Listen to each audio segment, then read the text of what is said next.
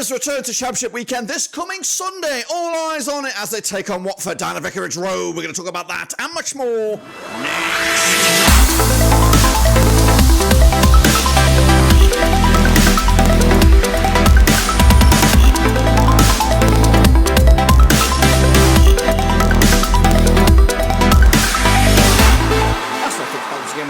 preview. Looking forward to Blackburn Rovers' visit to Vicarage Road, aka Watford, to take on the Hornets at their own gaff. And we'll get to that in just 1 second. If you're new, where you've been, smash your subscribe button back to all things Rovers related, Championship related, world football related. We got it all here, boys, under one Rooski. That's right. Both sides, 4 points out of a possible 9 thus far. Both sides sitting pretty in the middle of the table. But of course, a win this weekend will see them jump way up into the top end. And of course, look forward to ending the month with a bang. Of course, who will do it? We'll take a little look in a second. Of course, big shout out to my VIPs. They are the patrons. You know who you are. But anyway, let's get into it and have a little look at the game itself. It is Watford. It is Rovers at Vicarage Road. That's right.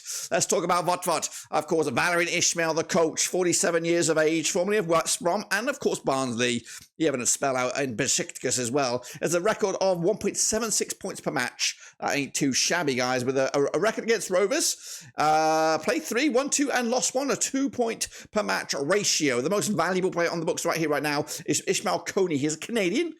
He does play in the attacking areas. I'd say as attacking midfield. Consider him a Smodic, a Canadian Smodic, if you like. 27 players on the books, an average age of 24.7. They have 19 foreigners and 6 players in the national team at the moment. Of course, let's have another closer look at the team right here, right now. Goalkeeper departments, it looks like Backman's undoubtedly, unquestionably the number 1 player on the books there. Of course, we've got Jamal Lewis at the back. They've got Serralta. We've got Ryan Porteous, a player that was linked with Rovers. We also have the likes of Ryan Andrews, a youngster coming through the ranks right here, right now. Into the midfield department, keep an eye out for Ken Seymour. He can play on the right. On the left, of course, young Georgi Chapaladze, young Georgian superstar potential candidate for a kid to watch. He's a creative player, a bundle full of joy, as is Yasser Asperia as well, alongside, of course, veterans of the game, Tom Ince and Jake Livermore. Up top, the likes of Reece Healy, who's yet to really get going so far in a yellow and black shirt, of course. Let's take a look at the stats right here, right now. Imran Loser is the main man with, of course, a couple of goals or a couple of assists to his name. Of course, Deli Bashu as well. A couple of other players on the mark, off the mark, with a goal so far this campaign. As for the standouts, Jamie Nagaka is the main man with an average of 8.6 so far this season, with Wesley Hoot alongside them along the back.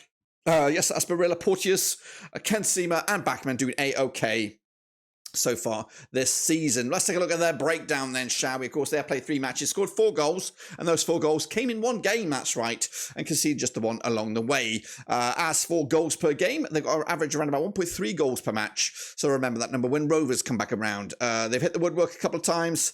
As for Reds, no red cards thus far. Averages around about 49% or 47% of the duels won per game.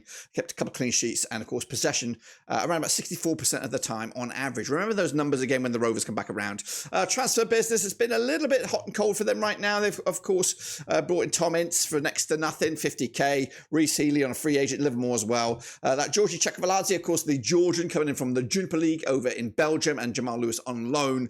Asa players going out, big turnaround, like Ismail Sarr out the door. Yao Ferreira, Pedro, of course, back into the last season. Ashley Fletcher is also making the rounds as well. The record for Watford thus far this season is looking a little bit hot and cold. 4-0 opening day win against QPR. Kind of stole the headlines on that one, didn't they? Then they crashed out the cup to Steve Evans' Stevenage, while, of course, Shambles FC. Then they could only muster a draw against Plymouth at home the last time they were at Vicarage Road, and then most recently a 1-0 loss to Stoke, of course. So back-to-back games now without a goal, which is, of course, a little bit concerning. Following on from the Rovers result this coming Sunday, they'll take on Coventry before they end the stretch here before the international break. And, of course, when they come back around, double home games, Birmingham, West Brom, of course, the Midland sides heading to Vicarage Road, then it's Leeds and then Middlesbrough. It does look like it's going to crank up a notch in difficulty value for Watford. This is my starting 11. Now, it's probably way off, but I do anticipate some of these guys will feature.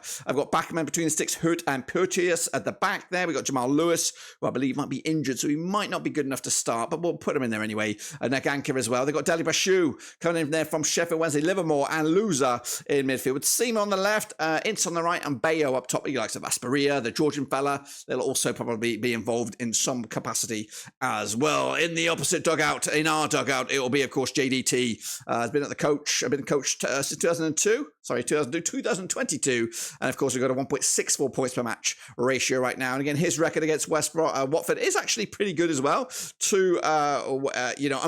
Unbeaten record against Watford, 1-1 and drew 1 thus far. Of course, Tyree Stolen, the main man, or the most valuable man on the books as of right now. We have 24 players on the cards, 7 foreigners, 1 national team player, and 23.6 average age at the moment. Let's take a look at those players. Again, more aimed at the Watford fans, catching this by a corner of their eye, perhaps. Of course, a couple of goalkeepers. Pears has been number 1. Leo Waldstadt coming in here. Should be number 1 soon at some point. Just waiting for the okay. In all honesty, I do think Pears will probably keep a hold of the goalkeeping jersey for this match. I think Waldstadt will get the EFL Cup against Harrogate. And then we'll see. We'll see from what goes on for Plymouth. So that's what I'm expecting. But there are the fan base thinking that the loss against Hull is the opportunity for Waldstadt to come in here and take over the number 1 reign. So we'll see. It is, of course, going to happen one of these days. He's been brought in to be number 1. He's a good goalkeeper. A lot of big teams were looking at him before. We managed to somehow get him on the books, and I'm elated to do just that. Into defence, we got Dominic Hyam, of course. We do have a little bit of a crisis. Pickering suspended from his red card the other day, so we do anticipate Callum Britton to be involved on the left-hand side. Scotty Wharton, Carter, also potentially making a push for the starting 11. Into midfield, the likes of Sigurdsson not involved yet. Tronstad has been involved sparingly, but Adam Wharton is the main focus right now with Smodic in the attacking ranks, taking over the Bradley Dack role or the mantle to be in the face of the place. Up top, the guys of Gallagher up and running. Of course, Ennis got himself a goal in the Cup, and as did Harry Leonard as well. So not too shabby. Goals, of course, as you see, just from the Championship, Smodic has got himself a couple goals and an assist. Gallagher up and running, McInday, Leonard also got goals. Wharton and Travis with the assist so far. The standouts, though, for Rovers has been Adam Orme with a 7.33 average rating here. Smodic with a 7.27 alongside Travis. And then you got the chasing pack as well. Of course, Rovers as a whole, 6.93 on average per player. We've actually got 5 goals scored, 5 goals conceded with an average of 1.7 goals per match. Of course, that is a little bit better than that of Watford. Of course, we have hit the woodwork twice. Of course, ball possession is 59%. Again, that might be a little less than that of Watford, and we have had a red card to our name as well. Transfer business, like I said, Waldstadt coming in here. It says €1 million. I don't think it's that much. I think that might be a bit too OTT. Niall Ennis on a free. Of course, Sigurdsson on loan with hopefully a move to as a permanent as well, and Tronstad as well. Players going out. We've lost Kaminsky, we've lost Taylor Dunn, we've lost Diaz, Phillips, and Dack, of course. Our resume so far has been a little bit hot and cold. An opening day win against West Brom, followed up with a draw against Rotherham, and then a loss to Hull City. Of course, we also squeaked past Walsall in the Cup with a rotated squad. Following up on this game, we do have Harrogate before we end the month of August, before Plymouth, of course, wrap up the session before the international break. Then it's back-to-back home games against Tony Mowbray's old boys, Middlesbrough, and, of course, the current boys, Sunderland, and then Ipswich Town. It's actually the Mowbray trio of Middlesbrough, Sunderland, and then Ipswich, of course. So we're looking forward to all of those. This is what I'm expecting for the lineup now. The question mark really revolves around the goalkeeper. Will it be Waldstadt between the sticks, or will it be Pears? That's probably the main debate. I think Britain comes in at left back. We've got Hyam, Carter, and Ranky Costello at right back. Travis, Wharton, maybe Tronstad, of course, in a three-piece in the middle there, but put Smodic to start. And then Hedges, Dolan, and Gallagher at the minute. Gallagher did come off from the bench and scored, so he should really be pushing for a start this week. Ennis getting a little bit closer to full match fitness. Let's take a little look then at the two teams under the microscope. Of course, the value for each team, 70 million for Watford, 54 million for Rovers. E-market value, or whatever that is again, goes in favour of Watford, 3 million to our 2.17. Age, of course, Rovers are a little bit lower, the 24.1 compared to the 25.9 of Watford. They have 11 national team players, 2 youth nationals, 17 foreigners.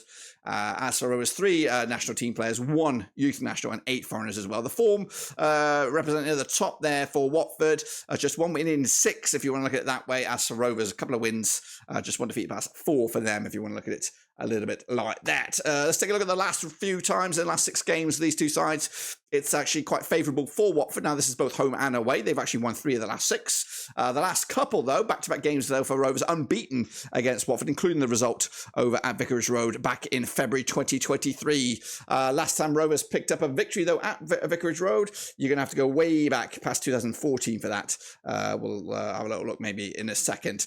Here we go then. Of course, actually, the record at Vicarage Road is not this. This is the record at Ewood Park. So I don't know how this got in there, but it's in here for your leisure. Of course, we did have a good record against Ewood Park, even though this game is at Vicarage Road. So, ignore that if you want. But what can we expect from this game? Then let's take a little look. And of course, both Watford and Blackburn Rovers' strengths heading into kickoff. Strengths for Watford: long shot opportunities, create chances through individual through balls, shooting direct from free kicks, defending set pieces, and protecting the lead. Watford's weaknesses: finishing, scoring chances, avoiding individual errors. Their style of play is through balls, often a lot of possession-based football, taking long shots. They're non-aggressive. They, of course, have a consistent first 11, and they do like their opponents to play aggressively against them. As for Rovers, we're good at counter-attacks, creating chances through individual skill, coming back from losing positions, creating scoring chances, and stealing the ball from the opposition. Our weaknesses, though: avoiding offside, stopping opponents from creating chances, protecting the lead, defending against through ball attacks, defending set pieces, aerial duels, and avoiding fouling in dangerous areas. Our style of play: short passes, attacking down the left, be possession-based football, consistent first 11.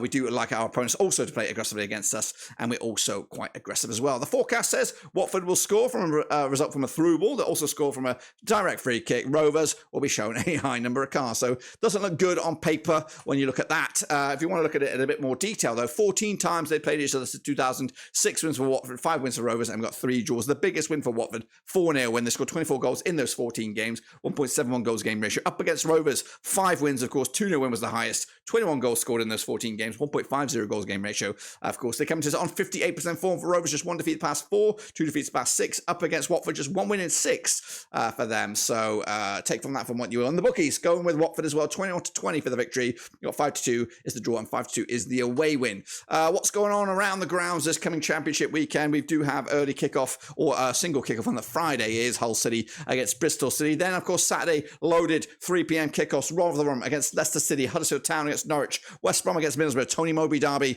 1.0 there, Ipswich Town against Leeds. We got Birmingham up against Plymouth Argyle, Millwall against Stoke, Cardiff against Sheffield Wednesday, Coventry City against Sunderland, Tony Mowbray derby 2.0 right there, Southampton against QPR, Preston against Swansea, and then Rovers go to Watford. And of course, we'll have a watch along, we'll have, of course, fan cams, we'll have a debrief, all that kind of good stuff. Looking forward to that. Also, check out the Rovers Rivals video, chat with a couple of Watford fans about the game and more. This is what the table looks at right here, right now. Watford are currently found themselves in 9th spot, Rovers down into 12th. Both of us are level on 4 points at the moment, and a win for either of us could see us go as high as 3rd, depending on what goes on elsewhere. And speaking of the result, well, if I have to be pushed for a prediction, I am going to go with a cheeky 1-1 draw. I think if we can get something out of this game, I think we might be playing Watford at the right time, to be honest with you. I think they will eventually kill it in a gear.